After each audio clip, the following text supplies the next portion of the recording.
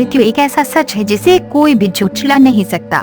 हिंदू धर्म में मृत्यु के बाद स्वर्ग नरक की मान्यता भी है।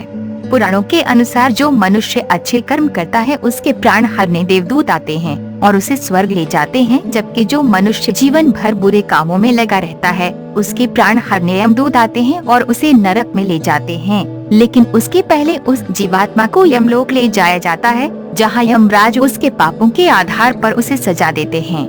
मृत्यु के बाद जीवात्मा यमलोक तक किस प्रकार जाती है इसका विस्तृत वर्णन गरुड़ पुराण में बताया गया है। गरुड़ पुराण में ये भी बताया गया है कि किस प्रकार मनुष्य के प्राण निकलते हैं और किस तरह वह प्राण पिंडदान प्राप्त कर प्रेत का रूप लेते हैं। गरुड़ पुराण के अनुसार जिस मनुष्य की मृत्यु होने वाली होती है वह बोलने की इच्छा होने पर भी बोल नहीं पाता है। अंत समय में उसमें दिव्य दृष्टि उत्पन्न होती है और वह संपूर्ण संसार को एक रूप समझने लगता है। उसकी सभी इंद्रियां नष्ट हो जाती हैं और वह जड़ अवस्था में हो जाता है, यानी हिलने डुलने में असमर्थ हो जाता है। इसके बाद उसके मुंह से झाग निकलने लगते हैं और लाट टपकने लगती है। पापी पुरुष के प्राण नीचे के मार्ग से निकलते हैं। उस समय 2 यमदूत आते हैं। वे बड़े भयानक वक्रोद्युक्त नेत्र वाले तथा 5 दंड को धारण करने वाले नग्न अवस्था में रहते हैं। वे अपने दांतों से कट-कट शब्द करते हैं।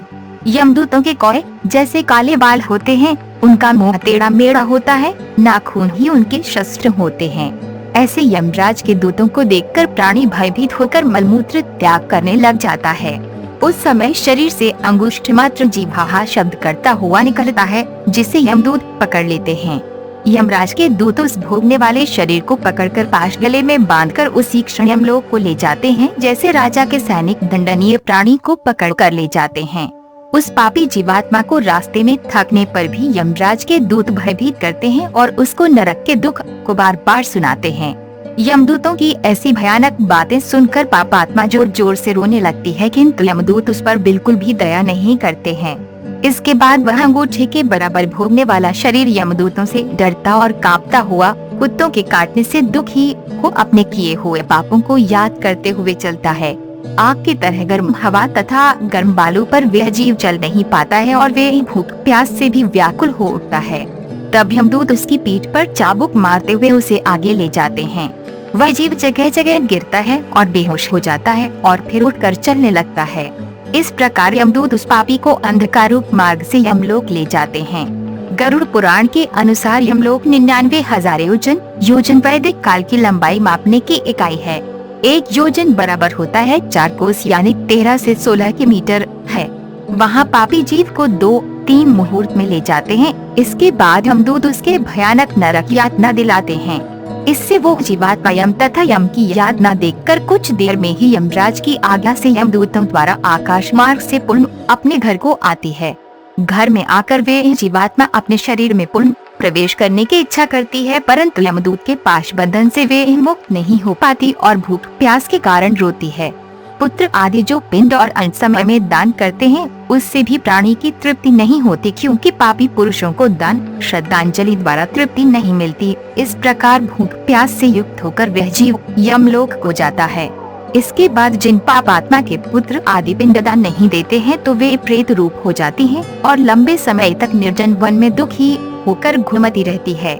इतना समय बीतने के बाद भी कर्म को भोगना ही पड़ता है, क्योंकि प्राणी नरक यातना भोगे बिना मनुष्य शरीर नहीं प्राप्त होता। गरुड़ पुराण के अनुसार मनुष्य की मृत्यु के बाद 10 दिन तक पिंडदान अवश्य करना चाहिए। उस पिंडदान के प्रतिदिन 4 भाग हो जाते हैं।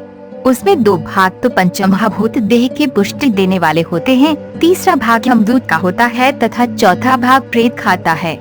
9वें दिन पिंडदान करने से प्रेत का शरीर बनता है। 10वें दिन पिंडदान देने से उस शरीर को चलने की शक्ति प्राप्त होती है। गरुड़ पुराण के अनुसार शव को जलाने के बाद पिंड से हाथ के बराबर का शरीर उत्पन्न होता है। वही यमलोक के मार्ग में शुभ शुभ फल को भोगता है। पहले दिन पिंडदान से मूर्धा सिर, दूसरे दिन से गर्दन और कंधे, तीसरे दिन से हृदय, चौथे दिन के पिंड से पीठ, 5वें दिन से नाभि, 6ठे और 7वें दिन से कमर और नीचे का भाग, 8वें दिन से पैर, 9वें और 10वें दिन से भूख प्यास आदि उत्पन्न होती है। ऐसे पिंड शरीर को धारण कर भूख प्यास से व्याकुल प्रेत 11वें और 12वें दिन का भोजन करता है। यमदूतों द्वारा 13वें दिन प्रेत को बंदर की तरह पकड़ लिया जाता है। इसके बाद वह प्रेत भूख प्यास से तड़पता हुआ यमलोक को अकेला ही जाता है। यमलोक तक पहुंचने का रास्ता वैतरणी नदी को छोड़कर 86,000 योजन है।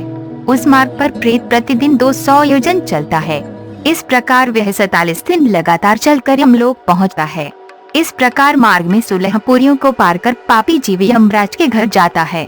इन 16 पुरियों के नाम इस प्रकार है: सौम्य, सौरिपुर, नगेंद्र भवन, गंधर्व, शैलागम, क्रोज, क्रूरपुर, विचित्र भवन, वैवापाद, दुखद, नानाकरणपुर, सुतप्त भवन, रौद्र, पयोवर्षण, शीतलढ़, बहुभीते।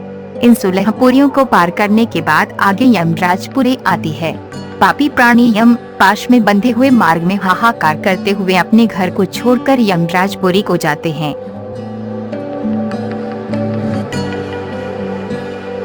अगर आपको ये वीडियो पसंद आए तो लाइक एवं शेयर जरूर करें। आपको हमारा ये वीडियो कैसा लगा ये हमें कमेंट करके जरूर बताएं। यदि आपने अब तक हमारी चैनल को सब्सक्राइब नहीं किया है तो और भी नए और दिलचस्प वीडियोस देखने के लिए जल्द ही सब्सक्राइब करें।